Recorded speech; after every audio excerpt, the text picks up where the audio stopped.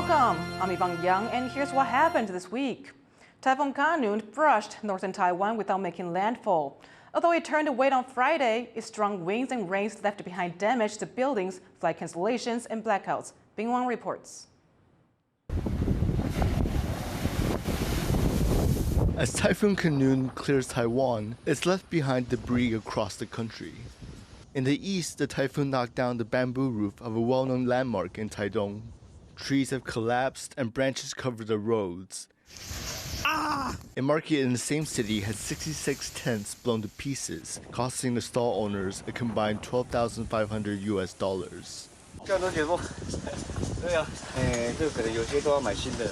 Up north, New Taipei was also affected by the storm. Scaffolding on a construction site collapsed, affecting neighboring houses. 现场无人受伤受困，有一户民宅窗户、2户民宅屋檐遭鹰架倒塌而毁损。 In Kending, Taiwan's southernmost point, waves hit the shores with violent force, washing debris onto the beaches. Local authorities had to set up red flags to stop beachgoers from swimming. But how could a typhoon that passed close to northern Taiwan also affect the southern region? Meteorologists say it's due to the corner effect. 台风是属于这种逆时针，在北海岸跟那个最南端的这个恒春半岛这边，两端这边会有最强的这种现象了。 As the typhoon moves away, now the country can begin to clear up the damage it left in its wake. Klein Wong and Bing Wong for TaiwanPlus. Investigators are looking for the cause of an accidental explosion at a missile base in southern Taiwan. 4 people were injured in Thursday's blast. One man with burns over almost all of his body is still fighting for his life. The accident happened during a routine chemical disposal procedure in Pingdong. The injured workers reportedly had at least 5 years' experience with the process, but officials say their protective gear would not have held up against the heat. 一般来讲，推进去的温度呢，将近2、3千度。我们一般的黄焰壶就是一般的火焰，可能是800到1000以内。 Taiwan's 2024 presidential election is just over 5 months away, and the 3 candidates have been out wooing voters on local issues and building their foreign policy credentials. Stash Butler reports.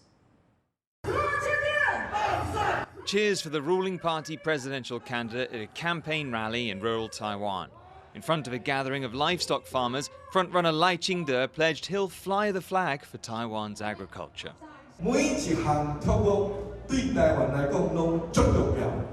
未来我拢会非常重视各位产品安全、农民赚钱，来提高农民的收入。 In central Taiwan, a temple procession greeted Taiwan People's Party candidate Ke Wen-je as he too set out to win support outside of Taiwan's big cities. Ke served as mayor of Taipei for 8 years up till 2022. Now, the popular politician from a relatively new party says he's ready to lead all of Taiwan. 因为我当时是当台北市长，所以只能顾好台北。你让我当总统就顾好全台湾。 But it's ties with overseas partners that are the focus of opposition Kuomintang candidate Hou Yu-ih. Following his rival Ke Wen-je's trip to Japan last month, it's now Hou's turn to build ties with Taiwan's neighbour to the northeast, a partner growing in importance as China, which claims Taiwan, ramps up its military activity around the island nation. 在台日对话关系之下，共同促进印太地区的安全与稳定。 As January's election approaches, Taiwan's candidates are working to prove to voters they can fix the problems facing Taiwan from within and handle the threats it faces from abroad. Eason Pan and Stash Butler for TaiwanPlus. Meanwhile, the Taiwan People's Party was criticized on social media over an English language slogan it used on its website. Yvonne has the details. Vote white, vote right. This slogan on a Taiwanese political party's website caused an uproar on social media because it connotes a white supremacist phrase from the United States. But white is also the official color of the Taiwan People's Party, which used the slogan on their English website over the weekend. Aiming to break the country's two-party system and establish itself as a third force, The Taiwan People's Party has been using the color white in its branding since it launched in 2019. The ruling Democratic Progressive Party, or DPP, uses green, and the opposition Kuomintang, or KMT, is identified in blue. For the sake of their PR and the sake of their marketing and how do they present themselves as different from the DPP and the KMT, is they've leaned into this slogan of being white as opposed to blue and green, the idea being that they are different or above or separate from Taiwan's typical blue-green politics. Despite being new to the scene, the Taiwan People's Party's presidential candidate, Ke Wen-je, is currently second in polls for the upcoming 2024 presidential elections. Responding to the controversy over their slogan, the party took it down from its website and explained the error. 台湾没有所谓白人至上主义的这样子的概念。那因为近期有许多这个西方的友人，然后还有很多的网民给我们很多的建议，那我们也会从善如流，那针对此部分先行进行修改。Some analysts say this slip could affect Taiwan's People's Party's international standing, even if the party didn't intend to be racist. The fact that the TPP, which wants to be seen as a meaningful political party in Taiwan that could one day win the presidency and would be known internationally around the world, would use a kind of slogan that I think just reads as tone deaf for an English-speaking audience. Taiwan People's Party officials say that they will be more vigilant with language in the future. With the 2024 presidential elections just 5 months away, party officials are hoping this mistake won't affect their chances or their standing with English-speaking Taiwan-friendly countries. Scott Huang and Bing Wong for TaiwanPlus. It's been 1 year since then U.S. House Speaker Nancy Pelosi visited Taiwan. That trip prompted China to launch some of its largest military drills ever around the country. TaiwanPlus reporter Jeremy Olivier looks back on the visit and the impact it had. It was hailed as a historic event. 1 year ago, then U.S. Speaker of the House of Representatives Nancy Pelosi came to Taiwan for a brief visit. She was the first House Speaker to do so in over 2 decades. Pelosi framed her trip as a show of U.S. support for Taiwan. But behind the scenes, many officials had worries about China's reaction, including some within Pelosi's own party. Before her trip, President Joe Biden voiced some of those concerns to the media. The military thinks it's not a good idea right now, but I don't know what the status of it is. Despite the risks, Pelosi's trip went ahead as planned. During her stay, she met with President Tsai Ing-wen and other officials. The response on the ground in Taiwan was mixed. Some came out to show their support, while pro-China groups held their own protests. Others were not so won over by Pelosi's presence, feeling that Taiwan was being used more as a prop in a spat between 2 superpowers. 没有什么实质的帮助，对啊，那最终我们也只是沦为别人的棋子而已，对吧？那其实台湾要走出自己的路线很困难，哎呀，我们变得不伦不类啊，哎呀，这没办法。Pelosi repeatedly said her trip did not represent a change in U.S. Taiwan policy. We have said from the start that our representation here is not about changing the status quo here in Asia, changing status quo in Taiwan. But this wasn't enough to appease China.